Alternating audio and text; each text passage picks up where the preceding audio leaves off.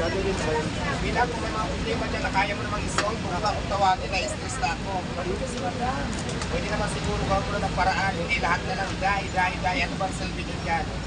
Hindi ko kayang i-manage yung tindahan ko.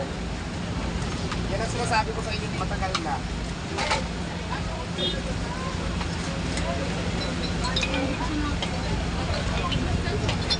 Ayan, matuto kayo magtakal ha. Huwag masyadong marami kasi mura lang order natin dyan ang pasok ko sa market.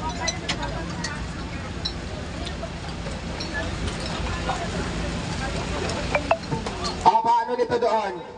Ba't wala lahat? Anong nangyayari? Bakit nagahang?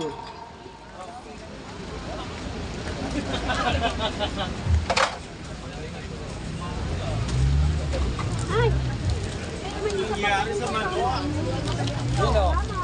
Yan. Mga idol. Anong ba? Ayan lahat po ng nakapila dyan. Sasabihin ko lang sa inyo ngayon na wala pa pong sikin. Kararating lang po ang deliver namin. So ang mangyayari dyan, imamarinate pa natin bago lutuin. So ang available natin, meron tayong langgunisa, may barbecue, may Paris Overload at may Paris Bulalo. Yung pala, yung sikin inasal o sikin joy, wala pa po tayo. Pero maya-maya magkakaroon tayo niyan. Kararating lang kayo ng deliver, kaya medyo delay tayo.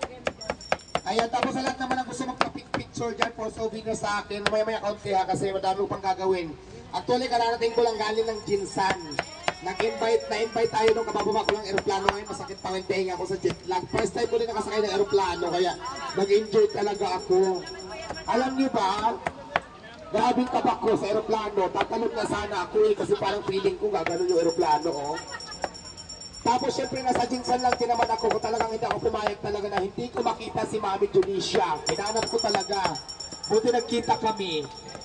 Tapos, ang saya, share ko lang experience namin doon dahil ang babait ng mga taga Jinsan at syempre mga kasama ko doon yung mga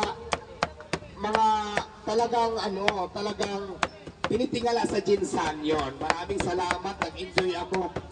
Babalik ako dyan soon. Ano tawag doon? Well known? Oo. Well known. Tapos si Diwata naman ay wala. Namit ko talaga yung North Queen. Tapos namit ko talaga daw yung Diwata Queen. Ay, Paris Queen. Ano ba yan, kuya? Wala mo nang shout out ha, kasi pause ako kasi nire-reserve ko talaga yung... Ay, wala mo nang shout out, kuya. Kasi pause yung voice ko. Marami akong nire-reserve pa ng Oh. Mag-i-interview tayo. Si kaakin to ah. Si kaakin nga to, idol. Ikaw yan, idol. Oy, idol, ikaw pala yan. Kamusta naman ang rap mo? Pa dito lang tayo magkikita, idol eh. Ay, 3M. Oo, ako nga. Bulacan, 3M ka ng Bulacan. Matagal na ako hindi kilala. Ikaw si 3M? Ako yun. Kilala kita. Ikaw na nakakilala sa akin. Ay, sa damit mo nakalagay. Oo, ako nga yun. Ito, yung tatlong to. Ano ginagawa mo rito? I-interview ko yung tatlong na to. I-interviewin ko. Simtoy. Ito. Ba't ka nandito? Kay Diwata.